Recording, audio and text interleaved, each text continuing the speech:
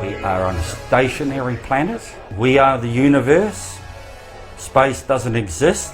When you tell a lie, you've got to keep telling the lie and tell it well. NASA and the related space agencies, they don't do a good job of lying consistently well. The evidence starts to stack up and pile up, and it becomes so overwhelming. You're actually a fool to deny it. The Flat Earth movement has been gaining momentum over the last few years. There's now Flat Earth YouTube channels with millions of views, songs, I'm here to tell you not to lie. And just in the last year, Flat Earth conferences have started popping up around the world. We're about to go into New Zealand's first ever Flat Earth conference to talk to some people who think the world isn't round. It's a Saturday afternoon and we're in the function room of a pub in suburban Auckland. Around 30 flat earthers, or flatmates as they call each other, have gathered for a day of presentations. So while you're not smarter than Einstein or Stephen Hawking, I'm going, no, I don't have to do exactly. Dion started the Flat Earth New Zealand Facebook page 2 years ago. Now there's about over 700, and we've had triple the growth in the last year. There's that gag reflex that people have when they hear something that seems so crazy. I struggled with it for a year to even talk to someone, so it was good starting up the group. There's a growing movement now, and I realise that, I'm not crazy. Current scientific understanding says the world is a sphere, spinning through space. But flat earthers think it's a flat, stationary disk.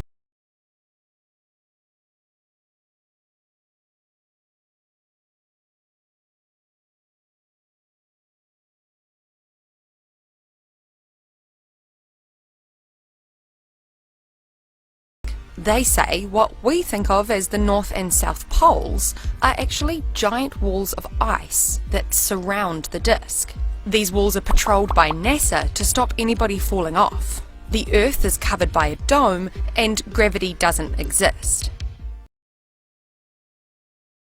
What my question is about this so-called military. Okay, now the Antarctic Circle, according to historical people that have sailed it, is 81,000 k's around, place named and everything.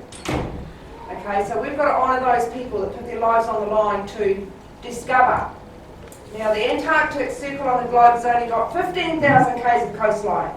So that's a big one for me, but how do we say about this?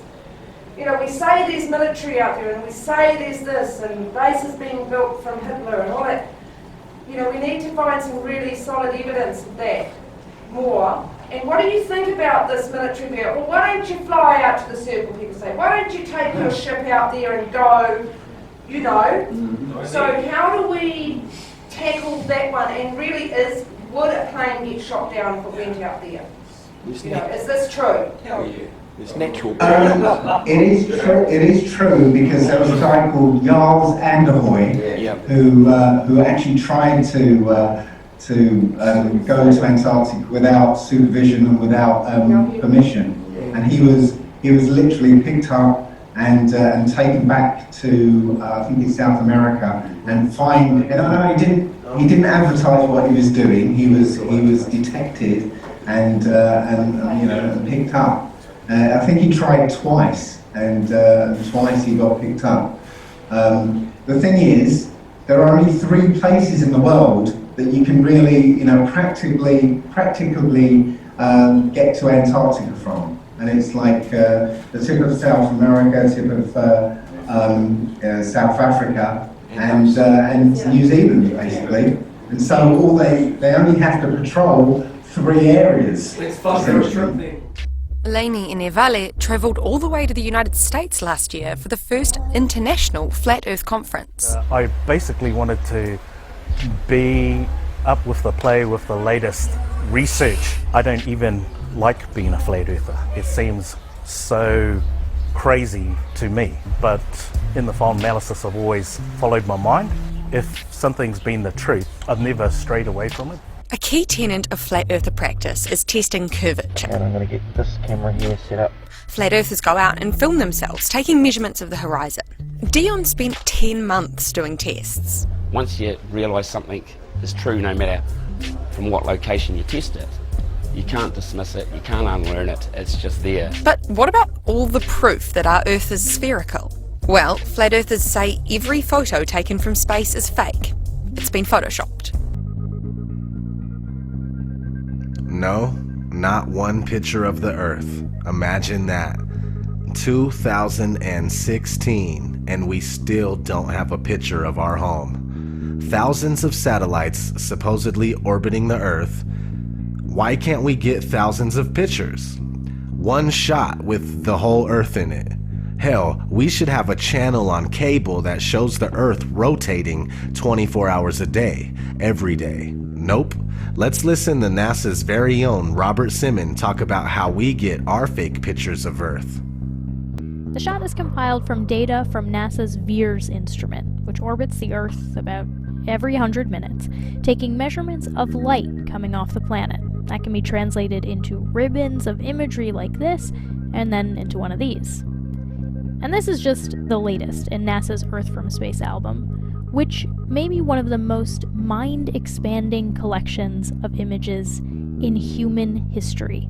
Then in 2002, Blue Marble 2.0. NASA's Rob Simon made this. Simon's job is... It's primarily taking data and making pictures out of it. That's what this is, a composite of data sets from several different instruments translated into a picture. So we actually had to take clouds out. They stashed the clouds for later, went onto the ocean. That came from an instrument that measures phytoplankton in the sea. Where it was low, I colored it dark blue because they're low mostly in mid-oceans. And then where it's a little bit higher, it was like a little bit brighter green. Then add the clouds back in. There's a small problem with it because there's a very slight gap in between each orbit. So some of those are painted on. It is photoshopped, but it's has to be.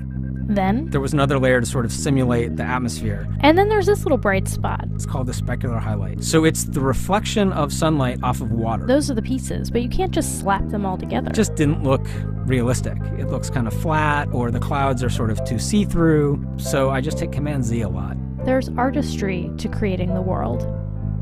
What I imagine it to be. Unfortunately, I'm not an astronaut. I've never been to space. But I've looked at these images over and over again, trying to sort of get the essence of it. It is photoshopped, but it's has to be. It is photoshopped, but it's has to be. It is photoshopped, but it's has to be. It is photoshopped, but it's has to be. If the Earth was flat though, couldn't I be in New Zealand and get a really good telescope, and wouldn't I be able to see Australia? No, because Australia's thousands of miles away. Okay, we can't see that far, even if it is flat. As I say, your line of perspective will only go so far. Most ancient cultures thought the Earth was flat, but by the 6th century BC, the Greek philosopher Pythagoras suggested the idea of a spherical Earth. 300 years later, Aristotle had found supporting evidence. The concept became widely accepted, with European, Middle Eastern and Asian scholars writing of a spherical Earth. But in the 1800s, the debate was resurrected by a number of writers and preachers who made maps, experiments and publications arguing for a flat Earth theory. For many of today's flat earthers, their belief is based off the Bible. There's 75 phrases in the Bible that mention the word stationary earth, under a dome, the firmament. But you put two and two together. So you take the word of the Bible seriously? Oh, don't we all? Presenting the globe model, teaching the globe model, disseminating it. I think it's part of hiding God. I think it's part of hiding the truth. Now, if they can get people to think that they're random bits of organic matter that are here by chance, that have no purpose and are insignificant in the bigger scheme of things, we accept what they tell us. We accept the purpose that they give us because we have none of our own. The flat earthers consider themselves free thinkers. They don't trust authority, maybe because it's done them wrong in the past. Well, I'm a bit of a rebel myself, you know, so I don't take well to authority. I've had my days where I've been in trouble. To stumble onto the flat earth movement was a true awakening, I tell you. It can be scary to think that we're tiny and that our lives mean nothing. I got the sense that flat earth gives people a structure. A divine being created the flat earth, and a network of powerful bad guys, whether that's NASA, the Freemasons or the UN, work to hide the truth. It's a simple good versus bad. when the globe Earth is random and chaotic. You can't stop truth, for example, and this is truth to us. I mean, people might want to call us crazy and left field and that, but to us this is just the simple truth.